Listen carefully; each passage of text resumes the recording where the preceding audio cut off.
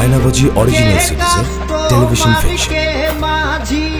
আয়নাবাজি ফিল্মটির পরে ফিল্মটিকে আপনারা অনেক বেশি ভালোবাসা দিয়েছেন এবং এর পরপরই বাংলাদেশে আমার মনে হয় প্রথমবারের মতোই একটি ফিল্ম থেকে একটি সিরিজ তৈরি হতে যাচ্ছে।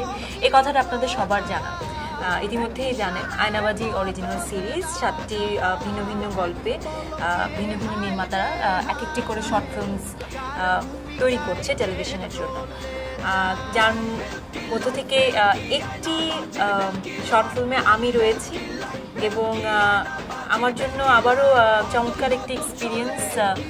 2 বছর পর আবারও সেই নির্মাতার হাত ধরে অভিনয় করা, সেটি হচ্ছে Amitabh Reza Chowdhury.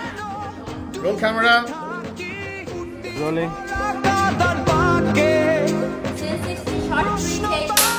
Set camera. Action.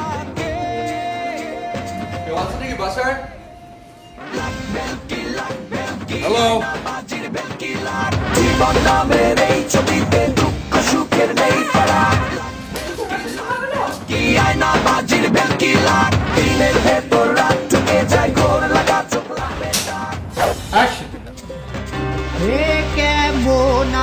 অভিজ্ঞতাটা দারুণ, কারণ আমার অমিতাভ রেজার সাথে অভিনেতা হিসেবে আগে কাজ করার কোনো অভিজ্ঞতা নাই এবং আমি খুব ভালো এবং নিয়ন্ত্রিত একজন ডিরেক্টরের সাথে কাজ করতে একজন অভিনেতা হিসেবে ভীষণ পছন্দ করি, কারণ অনেক ছেড়ে দিয়ে কাজ করা যায়। আমি ওকে পুরোপুরি ছেড়ে দিয়েছি এবং কাজ করে আমি খুবই যত্ন সহকারে কাজটি হচ্ছে দেখে আমার ভীষণ ভালো লাগে। চোখটা দেখবা। আয়নাবাজি ফিল্মে আপনারা আমাকে যে চরিত্রে দেখেছেন তার নাম রিদি এবং এই শর্ট ফিল্ম এটির নাম হচ্ছে মার্চ মাসে শুটিং। এখানেও আমার চরিত্রের নাম রিদি, তবে এই রিদি একটু ভিন্ন। আয়নাবাজি অরিজিনাল সিরিজের ফিকশন মার্চ মাসে শুটিং দেখতে আপনারা সাবস্ক্রাইব করুন ইটিউনসের অফিসিয়াল ইউটিউব চ্যানেল।